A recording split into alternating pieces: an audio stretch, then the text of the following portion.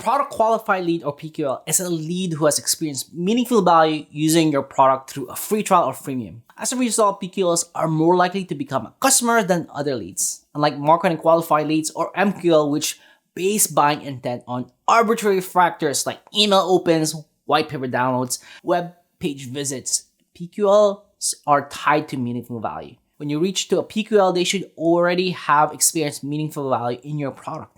This makes the sale a whole lot easier because there's no need to sell the user on the value of this product. In this video, I'm going to teach you all about PQLs, why they are so important for any product-led growth business, and how to define them. By the way, my name is Ramley John, Managing Director of Product Led. Follow me on Twitter at Ramley John or LinkedIn to get more tips on growing a product-led business. Before we dive into how to identify PQL, I wanted to take a second to list out what PQLs are not. First, PQLs are not people who upgrade their free plans. Second, they are not marketing qualified leads. And third, they are not someone who signs up for a free trial who does not qualify as a PQL. Now, have companies use these PQL definitions? Absolutely, but it's hurting their business. For example, if your PQL definition is someone signing up for a free trial, your entire team is going to optimize for that outcome. This sounds fine, but nobody cares about helping the new user become successful in the product with that definition. To choose a successful PQL definition, it has to involve helping the user become successful in your product. So what is the first step in identifying a PQL? This is where most people give up. One of the biggest challenges is the first step, which involves truly understanding how to define a PQL in the first place. That's not to say the definition of a PQL is hard, but understanding what a PQL is for your business is challenging. For example, should a PQL be when someone activates their email, accomplishes a key task once in a product, sends 1,000 messages, or adds a coworker to the platform? There are a million ways to slice and dice what a PQL is for your business. What matters is that you try to find behaviors that correlate with people upgrading. For many businesses, this can feel like a bit of moving goalposts as the product continues to evolve. The more products and features you have, the harder it is to pinpoint exactly what behaviors lead people to upgrade. To really nail down to the ideal definition of a PQL, you need to know your value metrics. According to the CEO and co-founder of Price Intelligently, Patrick Campbell, the perfect value metric should align with your customer needs, grow with them, and be easy to wrap one's mind around it. The last thing I want you to do is stop watching this video because you think PQLs have to be complicated. As you'll see, PQLs can be extremely simple. So let's take a look at some examples of PQL definitions. Like the MQL, the way you define a PQL is entirely dependent on how your business operates. No business should have the same product qualified lead definition. The best definition of a product qualified leads are informed by conversion correlation data. For example, experiencing a product's aha moment. As such, a PQL is a moving target. Every business should constantly be refining what the PQL definition is and make sure it helps user experience meaningful value in the product. Here are just a few examples of PQL definitions from well-known brands. For Slack, a PQL is when an account reaches its 2,000 message limit. For Facebook, a PQL is once someone adds 7 friends. For Drift, a PQL is once someone has 100 conversations on their website. So you can see each of these PQL definitions is closely tied to what the business offers as a product. And if you become a PQL, your likelihood of becoming a paying or returning user increases significantly. One of the biggest benefits of the PQL is that it is closely tied to experiencing an aha moment in your product. As a result, PQLs close at significantly higher rates than MQLs because users understand the value of your product. In my experience working with SaaS businesses, it's not uncommon for PQLs to convert upwards of 20 to 30%. All right, so how do you define what a PQL is for your business? Product qualified leads can be a competitive advantage for your business. If defined correctly, you can align your marketing, sales, and every team around it, close a high percentage of free users, and understand what prevents your users from becoming successful in your product. As prospects utilize your application, they demonstrate buying intent based on your product behaviors, which can include product interests, number of users, features used, spending patterns, usage patterns, velocity, which is how fast a user or team is adopting your product. If you have a good history of product data at your fingertips, try looking for what behaviors closely correlate with users becoming paying customers. If you have a tool like Mixpanel, Amplitude, or Heap set up correctly, then you'll be able to see what events correlate with upgrading. Although this process is time intensive, you'll be able to get a good handle on what behaviors are linked with users upgrading.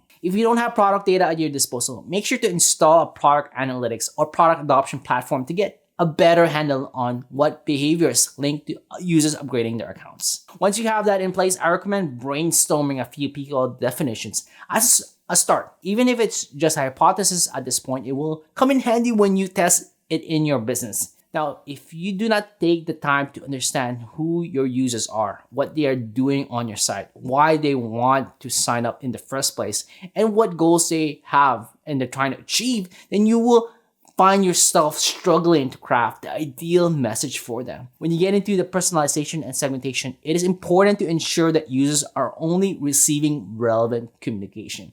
To get a better understanding of your best customers, you need to collect and learn from different customer data. If one of your goals is to increase the trial to paid conversion, this is an essential step in the process, and this kind of understanding is the foundation of everything. So what is a minimum viable PQL? Let's say you are starting out or are launching a free trial or freemium model and you don't have anything but a guess to what a PQL is for your business. Where do you start? If you're short on time, I find that usage patterns are one of the easiest ways to define a PQL. First, your PQL could be as simple as a user that logs in 10 times. This at least shows that the user is actively using the product and is coming back for a reason. Now, the next step is to find out what they're coming back to do. Like I mentioned before, your PQL is meant to be a moving target. You can start with usage patterns, but eventually you want to get closer to pinning what the leading behaviors of someone who becomes paying customers are. It's an art and a science finding what a PQL is for your business.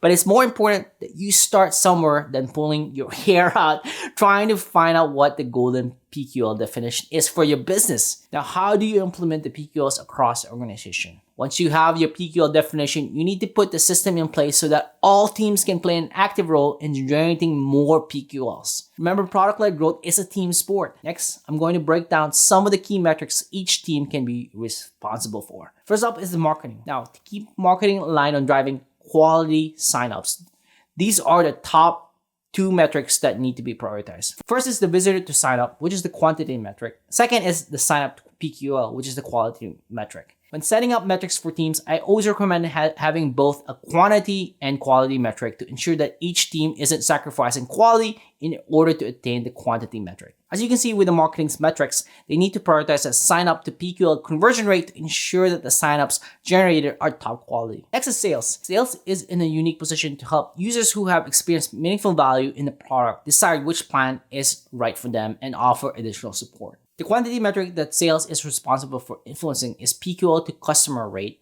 quantity metric. For quality metric, there are a lot of different ways you can decide what is best for your business. Here are a couple of options that I've seen work well. Length of contract for each user, average lifetime value per account. Regardless of what quality metric you choose, it's important that it reflects that we're upgrading users that become and stay successful customers.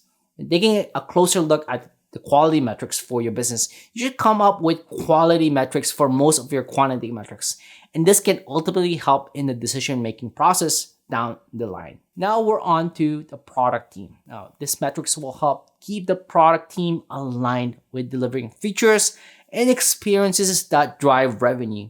Now, having both a quantity and quality metric will ensure that the team is focused on driving the right kind of revenue through those features. Sign up to PQL is the first one, which is the quantity metric. Now, PQL to customer is the quality metric. Next is the customer success team. Customer success bridges the gap between helping both users and customers. As such, the team's key metric reflect helping users experience a meaningful outcome in the product and expanding accounts through upsells. The quantity metric is sign up to PQL rate.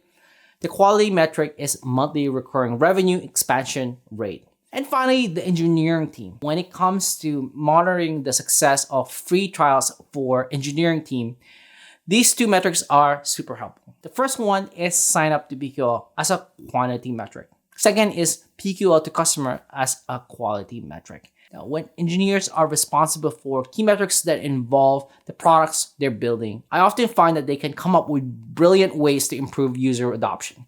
If you are a small organization, you can always start with one engineer who's responsible for influencing these metrics and then involve more people as your organization grows. When you have the right product, qualified lead strategy in place for your business, you can then begin to leverage your whole team and data to drive growth. You will have different teams focusing on each of the specific stage of the customer's lifecycle, from marketing to sales, customer success, products, and everything in between. Now, it is nearly impossible for just one team to execute a successful PQL process on their own. PQLs are often viewed as a revenue initiative, and this initiative is led by marketing and sales. However, you will also need to have a valuable input from other teams, including those in engineering, so you can have access to the proper product usage data that is required to initiate the PQL process. To build up cross-functional teams that are going to work, it might be best to start out small. Start with net new projects.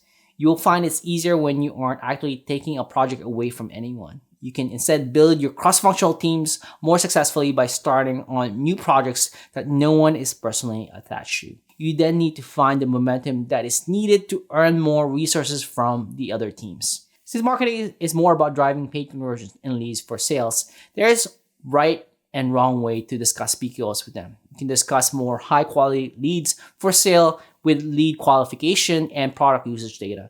This allows the marketing team to create a simple and more focused message instead of having to send a generic greeting in hopes of bigger results. One of the best parts about PQLs is that it aligns teams to focus on helping the user become successful in the product. If you embrace the PQL model, you'll have more successful user and more upgrades as a result. If that isn't a win-win scenario, I don't know what is. Alright, that's all for today, folks. Thank you for watching this video. My name is John from Product Led. If you want to watch more videos like this to become great at Product Led, hit the subscribe button below. But as well as if you found this video valuable, make sure to share it with your team so that you can be aligned on what a PQL is. Once again, this is John from Product Led. I will see you in the next video. Thank you. Bye for now.